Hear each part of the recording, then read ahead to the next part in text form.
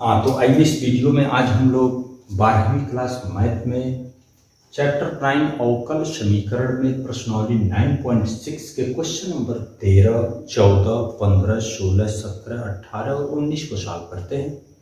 इसके पहले वाले वीडियो में हम आपको क्वेश्चन नंबर 1 से लेकर 12 तक के सभी प्रश्न को लगा चुके हैं। तो हमको लगता है लगाने का मेथड आप अच्छी तरह से समझ चुके हैं। तो आइए हम इसी क्रम में क्वेश्चन नंबर 30 को शुरू करते हैं। इसमें बस अंतर यही है, आपको विशिष्ट हल ज्ञात करना है। यहाँ कुछ प्रतिबंध दिए गए हैं कि जब y = 0 यदि x = π/3 क्वेश्चन देख लेंगे। इन प्रतिबंधों को संतुष्ट करने वाले अवकल समीकरणों को हल करना है। इसके पहले 1 से 12 तक हम बिना किसी प्रतिबंध के सॉल्व किए थे। बस c का मान लास्ट में निकालना होगा आपको। तो सबसे पहले पहचान करना आप सीख चुके हैं कि यह अवकल समीकरण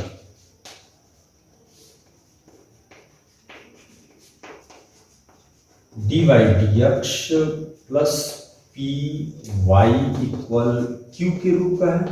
यह स्पष्ट दिख रहा है। इसके रूप का देखो y ये p होगा 2 tan x और q, p और q के बारे में आपको बताया गया था कि वे x के फंक्शन हो या फिर कांस्टेंट हो। तो बच्चों यहाँ से p की वैल्यू क्या मिला 2 tan x और q की वैल्यू मिला sin x। तो इसके लिए आपको इंटीग्रेटिंग फैक्टर ज्ञात करने को बताया गया था e⁻p dx। तो जब इस मान रखते हैं e⁻p, p means 2 tan x dx, तो इसका इंटीग्रल जब करेंगे तो e⁻2 और tan x का इंटीग्रल क्या होता है log sec x, log sec x इतना होगा।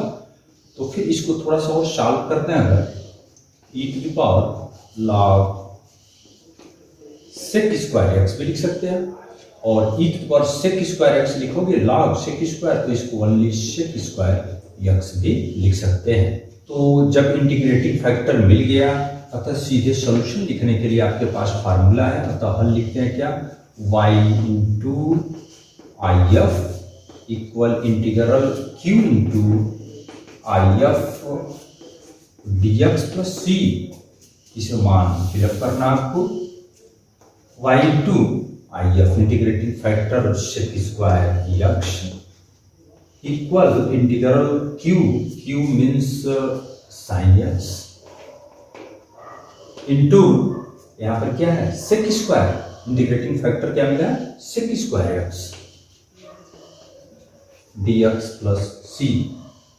तो y sec² x इक्वल, यहाँ ध्यान दीजिए, इसको हम अगर 1/cos² लिखते हैं तो sin x बटे क्या लिख सकते हो cos² x dx plus c। तो y equal sec² x, y into sec² x equal sin बटे cos, एक cos लेते हैं तो tan और एक cos ऊपर जाएगा तो sec, इसको sec x into tan x लिखा जा सकता है प्लस c, और sec x tan x का इंटीग्रल sec x होगा y sec² x equal sec x plus c लिख सकते हैं इसको। अब यहाँ प्रतिबंध देख लो, जब x = π/3 है तो y इक्वल क्या है 0, ये मान इसमें रखो। जब y की वैल्यू है 0 रखते हैं तो कंप्लीट इधर लेफ्ट हैंड साइड पूरा 0 होगा और sec π/3 plus c, sec π/3 means sec 60 degree, sec 60 का मान 2 होगा, तो दिस इंप्लाइज c की वैल्यू क्या आएगा -2। ये मान अगर इसमें हम रख लेते हैं इसमें, तो हमारा यही फाइनल उत्तर होगा। अतः यहाँ लिख सकते हैं, अतः विशिष्ट हल जो प्रतिबंध दिया गया उसको संतुष्ट करने वाला विशिष्ट हल होगा y sec² x equal sec x -2। यहाँ उत्तर तो आप छोड़ सकते हैं, यहाँ भी ये आंसर है, लेकिन आप आंसर शायद cos में बदल के दिया है। आप चाहो तो दोनों पक्षों में sec² से भाग दे लो। ये हो गया y इक्वल, यहाँ sec² से भाग देंगे तो नीचे 1/sec आएगा, sec x -2 sec² x, फिर y इक्वल 1/sec को क्या लिख सकते हो cos x -2 cos² x। तो यही आंसर आपको दिया हुआ है। इस तरह से क्वेश्चन नंबर 13 आप ध्यान से देख लीजिए, ऐसे कंप्लीट हुआ। ठीक इसी प्रकार क्वेश्चन नंबर 14 लगा सकते हो। 1 + x² divide dx + 2xy = 1/1 + x²। प्रतिबंध आपके सामने है, y = 0 यदि x = 1। इसको टाइप पहले चेंज करते हैं, किस टाइप में है। 1 + x² से हम भाग दे रहे हैं, तो इसको लिख सकते हो dy dx + 2x/1 + x²। y को ऐसे लिखते हैं इक्वल, ये यहाँ आएगा तो 1/1 + x²²।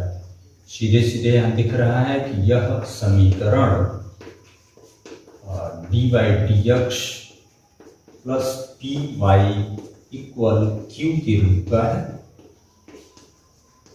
तो यहाँ क्लियर है कि p और q x के फंक्शन है, तो p = 2x/1 + x² and q = 1/1 + x²²।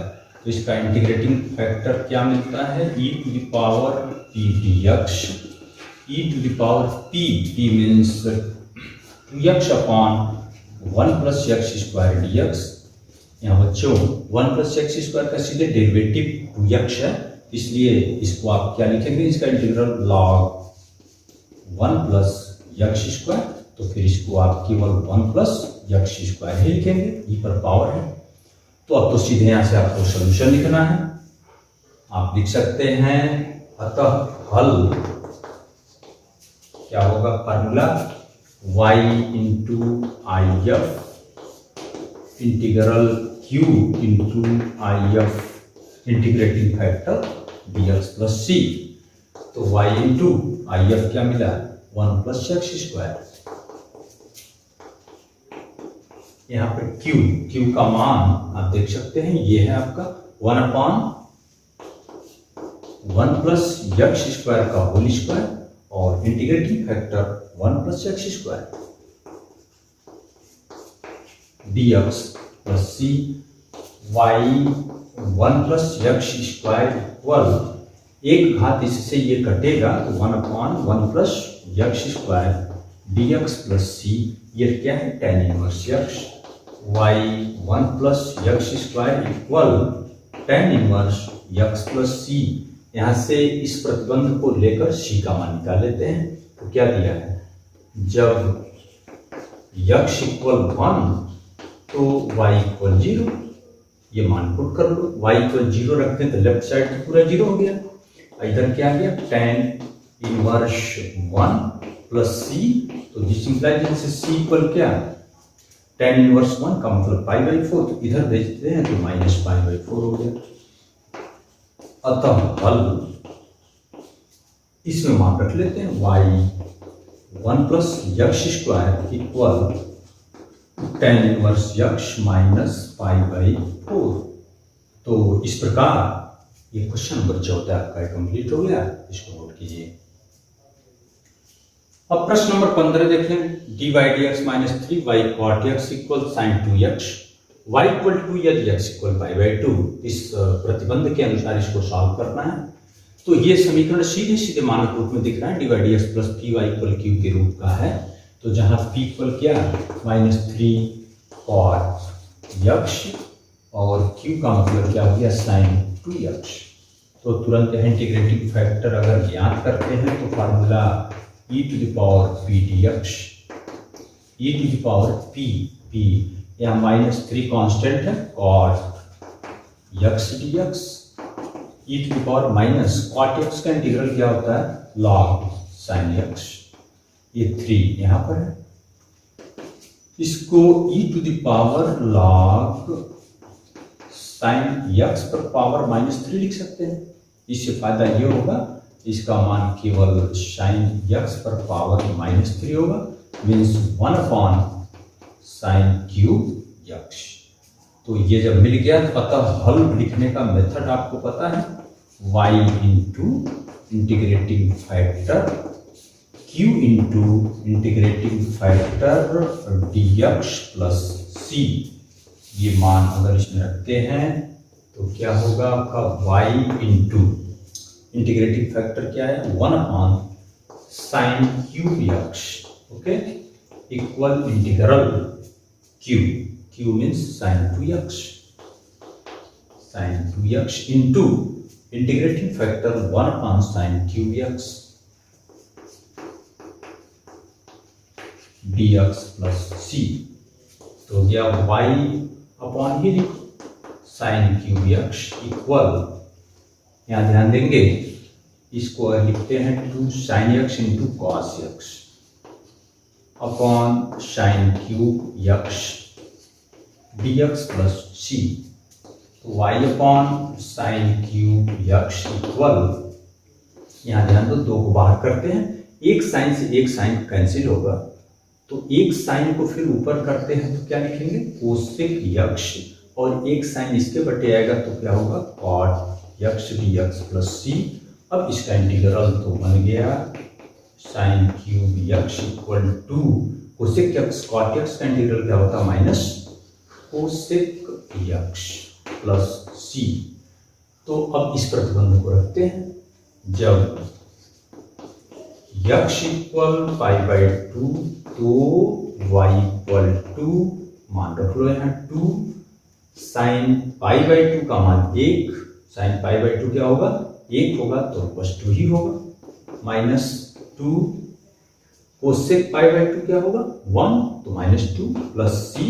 तो दिस इंप्लाइज सी इक्वल क्या 4, ये मान इसमें रख लो। अतः क्या मिला आपको y upon sine cube x equal minus 2, इसको भी नीचे कर दो sine cube x, okay sine x, और प्लस सी, सी मीन्स 4। तो फाइनल उत्तर यहां से देख सकते हैं, इस साइन क्यूब को उधर गुणा करते हैं तो क्या आएगा y इक्वल इसमें आएगा तो माइनस 2 साइन स्क्वायर x हो गया, और इसका गुणा इसमें करते हैं तो क्या होगा 4 sine cube, 4 sign cube x। तो इस तरह से आप आंसर इसका छोड़ते हैं। ऐसे क्वेश्चन नंबर 15 आप ध्यान से देखिए, ये पूरा हुआ। अब क्वेश्चन नंबर 16 थोड़ा सा बुक में इबारती वाला क्वेश्चन है, थोड़ा सा पढ़ के देखें। ऐसे कह रहा है कि मूल बिंदु से गुजरने वाले एक ऐसे वक्र का समीकरण ज्ञात करना है। यदि इस वक्र के किसी बिंदु x y पर स्पर्श रेखा की प्रवणता उस बिंदु के निर्देशांकों के योग के बराबर हो, तो किसी बिंदु x y पर स्पर्श रेखा की प्रवणता को आप लिखते क्या है, स्पर्श रेखा की प्रवणता dy dx ही लिखा जाता है। तो प्रश्न के अनुसार ये क्या बोल रहा है, प्रश्न अनुसार ये प्रवणता dy dx उसके निर्देशांकों के योग के बराबर है x प्लस y के, या फिर इसको आप लिख सकते हैं dy dx माइनस y इधर ला के बराबर x। तो ये स्टैंडर्ड इस टाइप में आ चुका, देखिए dy dx plus py equal q के रूप का हो गया, जहां p का मतलब क्या है -1 और q का मतलब x। तो इसलिए इंटीग्रेटिंग फैक्टर क्या मिला e to the power p dx equal e to the power p मतलब माइनस, तो माइनस dx मतलब e to the power minus x। तो अतः हल क्या लिखेंगे आप, अतः हल फार्मूला क्या आपका y if equal q into I F D X plus C. अगर मान इसमें रखते हैं y to I F, integrating factor क्या है e to the power minus x, और q क्या है x e to the power minus x dx plus C. इसमें दो फलन के गुणनफल लगा रहे हैं, y into e to the power minus x equal, पहला फलन x को ही मानते हैं, पहला फंक्शन x इंटू दूसरे का इंटीग्रल तो minus e to the power minus x होगा, फिर माइनस x का डिफरेंशियल 1 इंटू फिर minus e to the power minus x dx plus C. y e to the power minus x equal, ये minus कर लो x e to the power minus x, ये minus मिलकर plus, लेकिन फिर इसका इंटीग्रल फिर minus e to the power minus x plus C. प्रश्न में दिया है कि यह वक्र किससे जा रहा है, यह वक्र बिंदु मूल बिंदु अर्थात 0 0 से जाता है, इसलिए संतुष्ट होगा।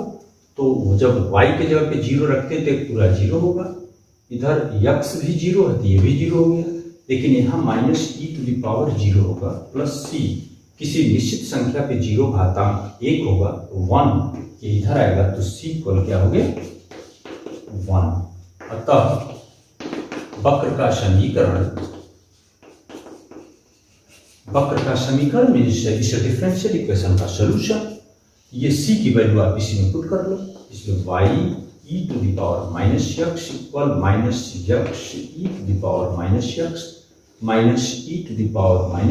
प्लस c प्लस 1, इन सब को इधर कर सकते हैं आप, इधर लेते आइए और e पर -x को कॉमन भी ले लो, तो यहाँ क्या बचा y इधर आएगा तो प्लस x फिर प्लस 1 इक्वल 1, या y plus x plus 1 equal, इसको उधर देखते हैं तो e⁻x, ये आपका सॉल्यूशन होगा उस वक्र का समीकरण। ओके, नोट कीजिए।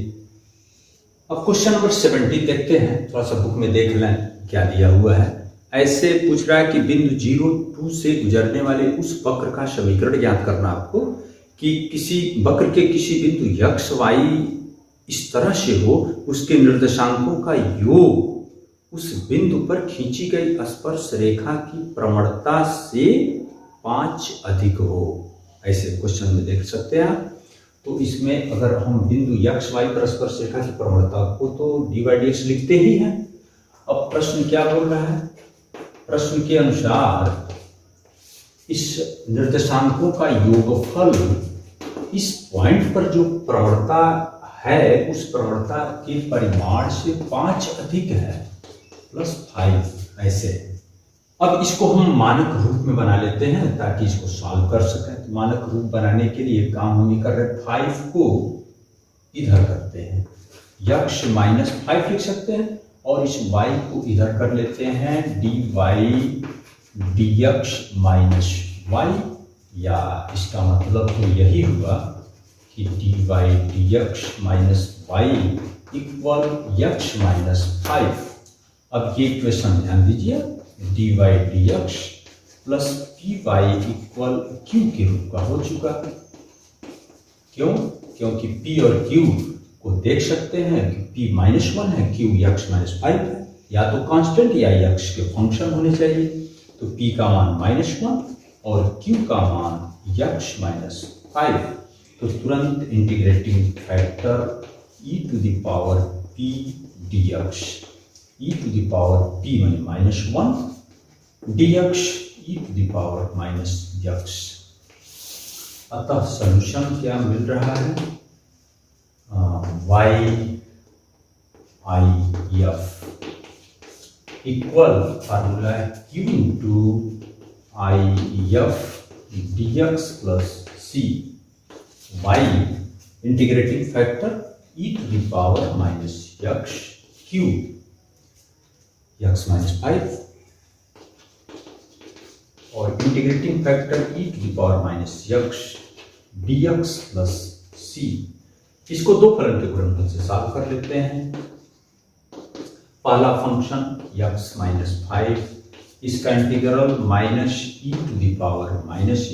फिर माइनस इसका डिफरेंशियल 1 होगा, फिर -e⁻−x dx plus c, y(e⁻−x equal -x -5 e⁻−x, ये प्लस होगा लेकिन फिर इंटीग्रल करेंगे तो e⁻−x प्लस c।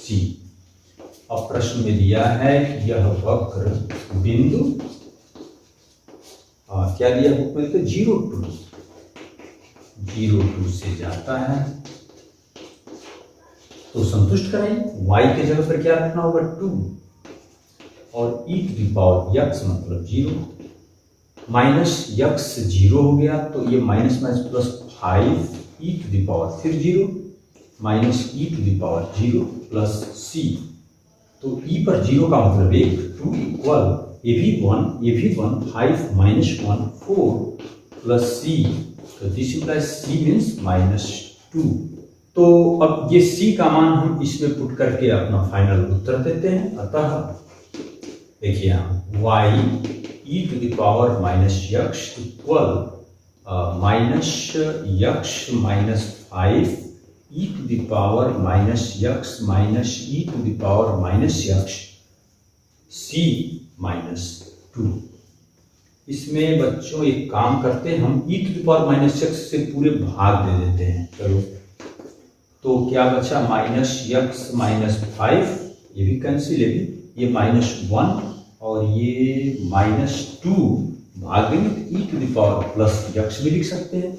इसको थोड़ा सा और शार्प कर रहे हैं, देखिए y इक्वल ये -x +5 -1 मिलके 4 -x लिख सकते हैं इसको, और -2 e to the power x, ये आपका आंसर होगा। उस वक्र का समीकरण है जो पॉइंट 0.02 से होकर जा रहा है, और उसमें शर्त ये था उस बिंदु के निर्देशांकों का योगफल उस बिंदु पर खींची गई प्रवणता से 5 अधिक है। तो ऐसे वक्र का समीकरण ये है, इसको नोट कीजिए। ऐसे 9.6 लगभग कंप्लीट है, तो ऑब्जेक्टिव क्वेश्चन है उसको हम आपको इसे समझा दे रहे हैं। तो ऐसे 9.6 आपका पूरा हो रहा है। तो 18 और 19 में ये पूछा है, 2 टाइप के क्वेश्चन दिए गए हैं। इसमें सिर्फ यही पूछा इसका समाकल गुणांक क्या होगा और इसका समाकल गुणांक क्या होगा, इंटीग्रेटिंग फैक्टर। ये स्टैंडर्ड रूप में थोड़ा सा बना लेते हैं। अगर यक्ष से हम दोनों साइड में भाग देते हैं तो dx -1/xy equal to x। तो बच्चों ये क्वेश्चन क्या ऐसा है क्या, पी वाई इक्वल क्यू के रूप का है। तो जहां p का मान क्या है -1/x, तो इसका इंटीग्रेटिंग फैक्टर क्या लिखते हैं, e to the power p dx। तो e to the power p means क्या, -1/x dx। तो फिर यहाँ ये लाइन से कंफ्यूजन नहीं होना चाहिए, तो ये क्या हो गया, e to the power -log x। तो फिर इसको e to the power log 1/x भी लिखते हैं, माइनस को इस पर -1 लगाएंगे 1/x, जिसका मान क्या आ गया 1/x। तो आप विकल्प नंबर देख लो, विकल्प नंबर सी आपका है। ऐसे इसमें इसको हम भाग देते हैं, अगर dx dy plus y/1 -y² x equal a y/1 -y²। ये समीकरण किस टाइप में आ रहा है, dx dy प्लस px बराबर q के रूप का सेकंड टाइप। तो यहाँ p मीनिंग क्या है, y/1 -y²। तो इसका इंटीग्रेटिंग फैक्टर क्या होता है, e to the power p dy। Okay, e to the power p, तो p का मतलब y/1 -y² dy लिख सकते हैं। इसको अपने इंटीग्रल करने की सुविधा के अनुसार ध्यान दीजिए, e टू द पावर हम -2y सेटिंग कर लेते हैं 1 -y²। कारण क्या होगा कि 1 -y² का डिफरेंशियल क्या होता है -2y। तो इसके लिए तो -1/2 यहाँ लगाना भी पड़ेगा।